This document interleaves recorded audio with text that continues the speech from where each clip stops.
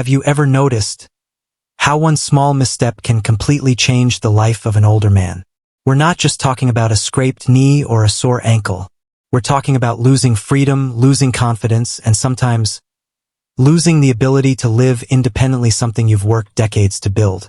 But here's the thing, most falls don't just happen out of nowhere. They're usually the result of small, repeated walking habits that quietly increase or decrease your risk of falling. So in today's video, I'm going to walk you through 5 simple walking habits that can help older men walk more steadily, stay balanced, and feel more confident with every step. Now, just to be clear, this isn't a workout. I'm not asking you to do planks or lift weights. These are practical things you can start doing while you're walking, whether you're heading to the store, taking a stroll, or just moving around your house.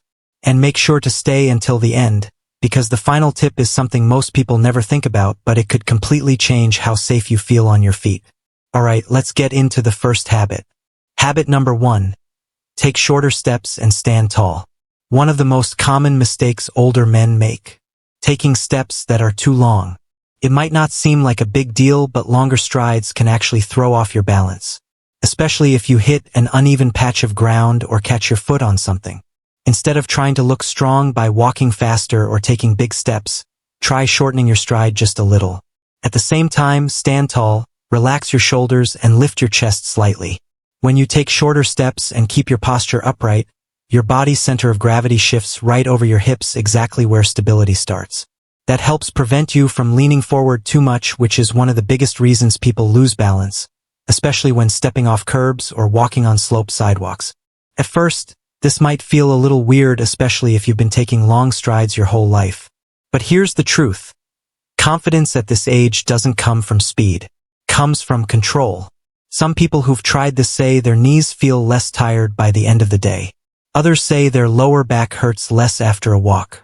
That's because shorter steps put less pressure on your joints, make your walk smoother, and help you use less energy overall. Want to test it yourself? Stand up and walk across the room the way you normally would. Then turn around, but this time, take slightly shorter steps, lift your chest, and walk with the most natural posture you can. You'll feel it right away. Each step feels more grounded, more secure, and your mind relaxes, too, because you're no longer bracing for a fall. The goal here isn't to walk stiff or slow. It's about finding your natural rhythm, the pace where your body feels connected, stable, and fully under your control. And that's the first step, literally, to walking through life with more confidence.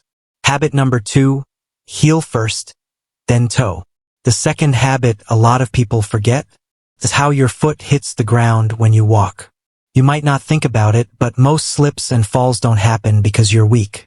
They happen because your feet don't land in the right place at the right time.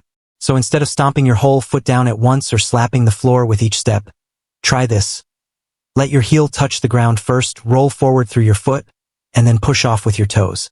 It sounds small, but this heel roll toe motion activates all the little muscles around your ankle and calf, the same muscles responsible for quick reflexes and keeping your balance on uneven surfaces. When you stomp or land flat-footed, those muscles don't get used properly. And the result? Your body can't adjust fast enough when you're walking on carpet, slippery tiles, or bumpy pavement. On top of that, walking heel first makes your movement smoother. A lot of older folks who've tried this say their knees feel less achy after a walk, and their legs feel lighter and more relaxed with fewer cramps. And here's something you might not know. Walking this way actually helps improve circulation.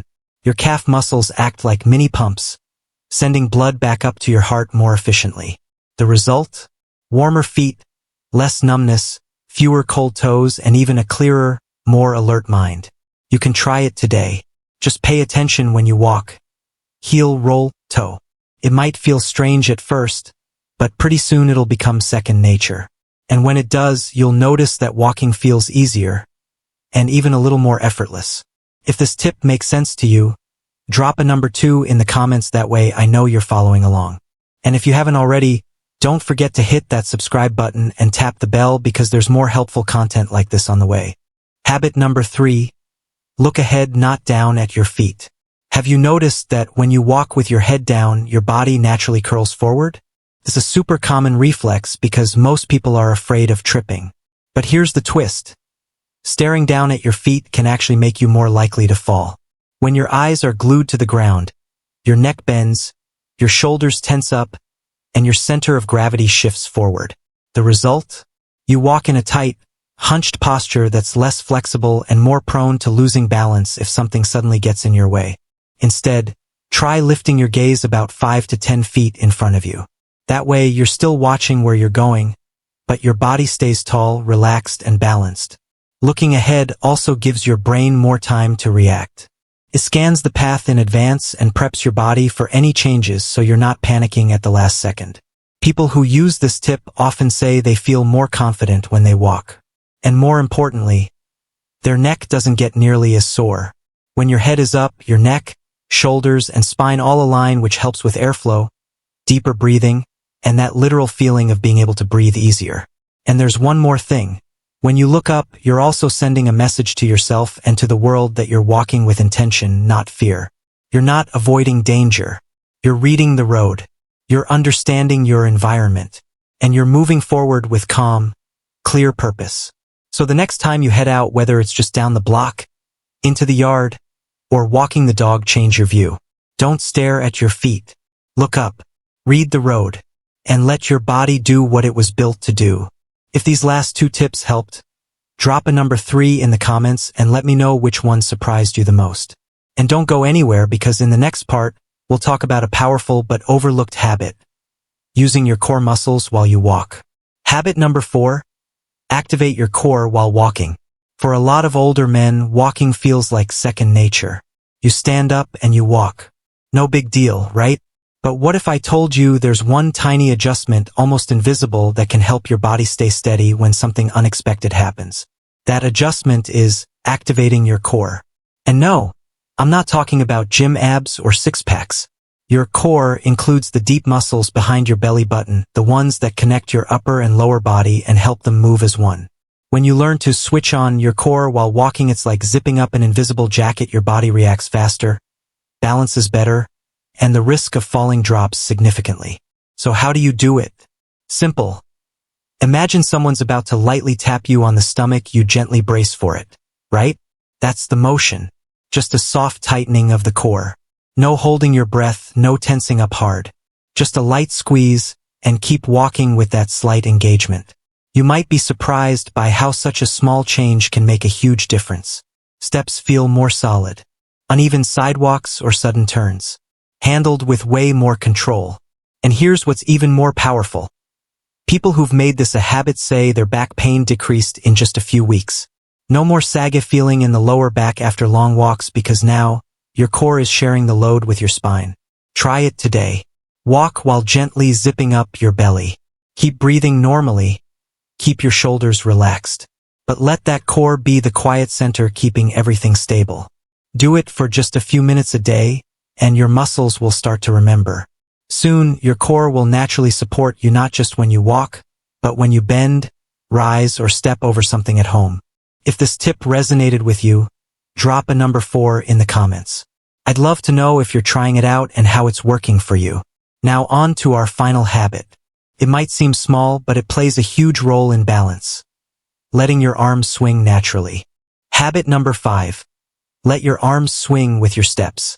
This one may sound minor, but don't underestimate it. Your arms can actually make the difference between solid balance or a dangerous slip. A lot of older folks, without realizing it, tend to lock their arms while walking. Some cross them. Others pin them to their sides out of habit or fear of bumping into things. And some walk while carrying bags or their phone, which means their arms stop moving altogether. But here's the truth. Your arms need to swing gently and naturally in sync with your legs. Right foot forward, left arm swings up. Left foot forward, right arm swings. This symmetrical movement helps your body balance and reduces unnecessary twisting in your torso. If you keep your arms stiff or clenched, your upper body becomes rigid. Every step feels mechanical and tight, which can cause shoulder pain, neck stiffness, and even make it harder to breathe, since your chest can't expand fully. On the flip side, when your arms swing naturally, your shoulders and spine get a soft, rhythmical bounce. You feel like you're gliding, not grinding your way forward. People who've tried this say it made walking feel more fluid. Some even said it made them feel younger, like their walk got back its natural flow. Most importantly, they found it easier to breathe and could walk longer without fatigue. So next time you're out for a walk, don't forget your arms. Let them hang loose. Let them swing. Don't clench. Don't keep them pinned. Open arms equals open breath. A relaxed body equals a more relaxed mind. This isn't some advanced walking hack. This is how your body was meant to move. And when you give it a chance to return to its natural rhythm, you'll feel the difference. If you've made it this far, drop a number 5 in the comments. And if you found this video helpful, don't forget to like, subscribe, and hit that bell icon. I've got more simple, practical tips coming your way real soon. You know, we often treat walking like it's just a given, something that's always been there, like breathing or brushing your teeth in the morning. But as we age, you realize every step is a decision to stay upright, a decision to not fall, a decision to keep living independently, confidently, and in control. And the beauty is you don't need intense workouts or a complete lifestyle overhaul.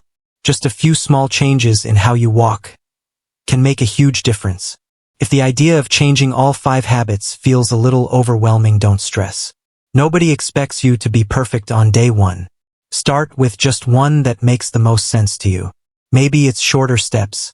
Maybe it's looking up instead of down. Or maybe just relaxing your shoulders and letting your arms swing a little. You don't have to do everything at once. Focus on one change. Repeat it. Let your body and muscle memory relearn how to move right. And before long, day by day, step by step, you'll feel stability returning. You'll walk out the door without that familiar anxiety.